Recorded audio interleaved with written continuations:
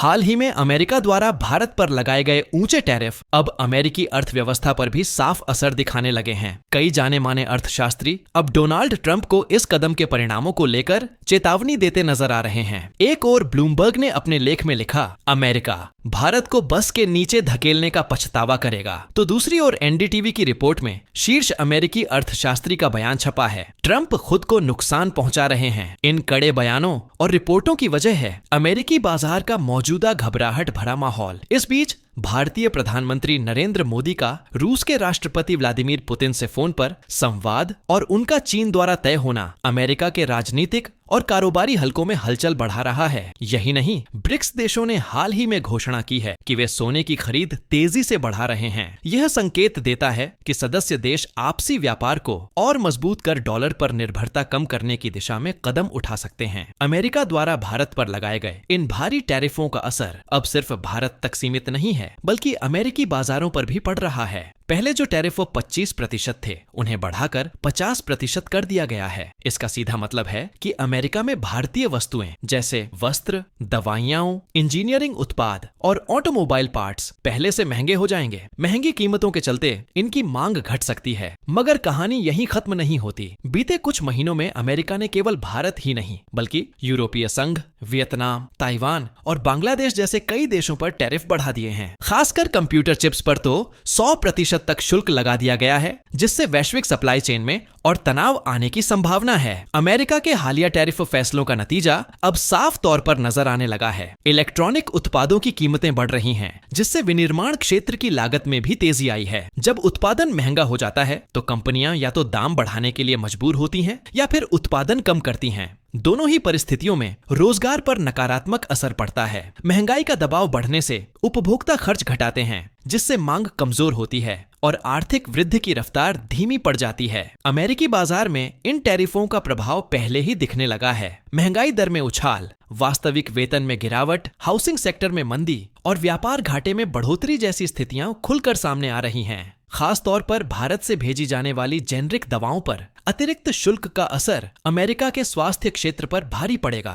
भारत बड़े पैमाने पर किफायती दवाएं अमेरिका भेजता है, जिससे वहां के निम्न और मध्यम आय वर्ग के लोगों को सस्ता इलाज मिलता है। अब इन दवाओं की कीमतें बढ़ने से स्वास्थ्य सेवाओं का कुल खर्च भी बढ़ेगा और आम जनता में असंतोष पनपेगा। भारत ने भी साफ कर दिया है कि यदि अमेरिका ऐसे कदम उठाता रहा तो विश्व व्यापार संगठन के नियमों के तहत वह भी जवाबी कार्रवाई करेगा। यानी किसी भी मनमाने टैरिफ के जवाब में भारत प्रतिकारी शुल्क लगा सकता है। इस साल अमेरिकी शेयर बाजार रिकॉर्ड गिरावट देख चुका है, जबकि भारतीय बाजार पर इसका असर मामूली रहा है। दूसरी ओर कच्चे तेल, सोना और चांदी के दाम तेजी से बढ़ रहे हैं। अगर बड़े परिप्रेक्ष्य में देखें तो यह टैरिफ नीति सिर्फ भारत तक सीमित नहीं है। अमेरिका ने ब्रिक्स समूह के देशों जैसे रूस, चीन और भारत के साथ साथ अपने कुछ करीबी साझेदारों और यूरोपीय संघ पर भी टैरिफ थोपे हैं। अब इसका नकारात्मक असर वहां के कई उद्योगों में दिखाई दे रहा है। चीन जैसे विशाल उपभोक्ता बाजार को खोने के बाद अमेरिका को भारत जैसे बड़े मार्केट को संभालना चाहिए था, लेकिन अब लगता है कि वह यह अवसर भी गंवा रहा है। इसी वजह से आज दुनिया के प्रमुख मीडिया हाउस अमेरिका की मौजूदा हालत पर लगातार लेख प्रकाशित कर रहे हैं और नामी गिरामी अर्थशास्त्री डोनाल्ड ट्रंप को चेतावनी दे रहे हैं कि वह इस खतरनाक खेल से पीछे हटें। उनका तर्क है कि यदि प्रभावित देश एकजुट होकर अमेरिका के खिलाफ कदम उठाते हैं तो इसके परिणाम बेहद गंभीर होंगे। शायद इसी दबाव का असर था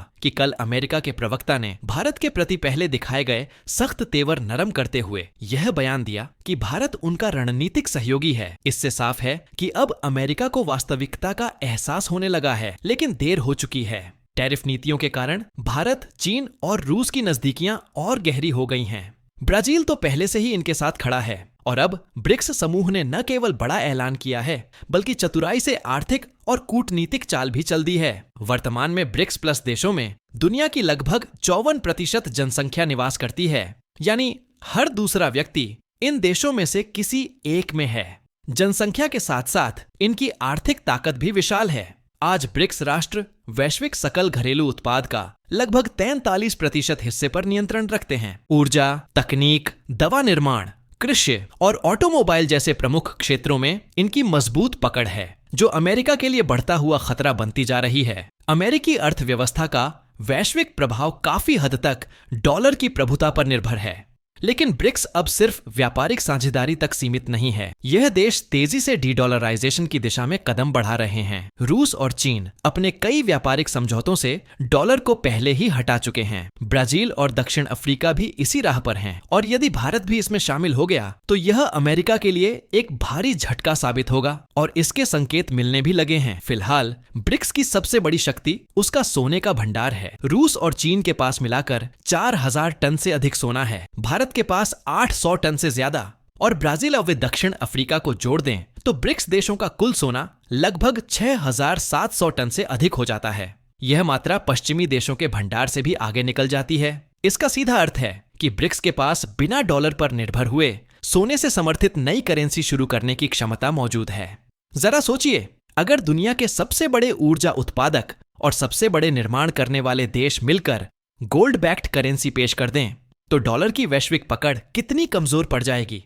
अमेरिकी फेडरल रिजर्व के पास लगभग 8100 टन सोना मौजूद है, लेकिन अमेरिका पर भारी कर्ज का बोझ है और उसकी मुद्रा किसी वास्तविक संपत्ति के सहारे पर नहीं बल्कि केवल नोट छापने के आधार पर चल रही है। इसके विपरीत ब्रिक्स राष्ट्र लगातार अपने सोने के भंडार में इजाफा कर रहे हैं और एक नए वैश्विक वित्तीय ढांचे की तैयारी में जुटे हैं। डोनाल्ड ट्रंप का नजरिया साफ है। वह ब्रिक्स को अमेरिका के लंबे समय के सपने को कमजोर करने का मौका नहीं देना चाहते। इसी कारण उन्होंने भारत को चेतावनी दी है कि कुछ श्रेणियों में टैरिफ 50% तक बढ़ाए जा सकते हैं। भारत हर वर्ष अमेरिका को अरबों डॉलर के मूल्य की दवाएं, हीरे और तकनीकी उत्पाद निर्यात करता है। यदि इन पर शुल्क बढ़ा दिया गया तो इसका असर दोनों देशों की अर्थव्यवस्था पर नकारात्मक होगा।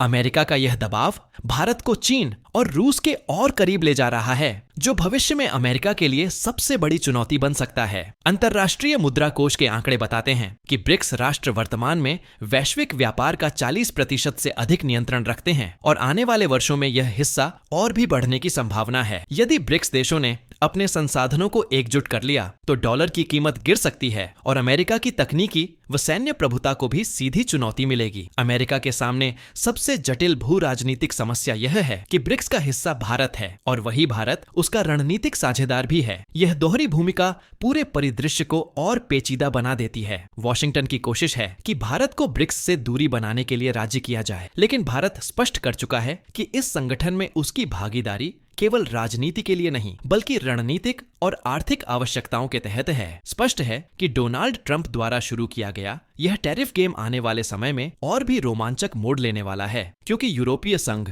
रूस, भारत, चीन और ब्राजील जैसे बड़े देश चुपचाप ये सब देखते नहीं रहेंगे। कई देशों ने अमेरिका के खिलाफ बड़े कदम उठाने की तैयारी शुरू कर दी है और शुरुआती संकेत मिल चुके हैं।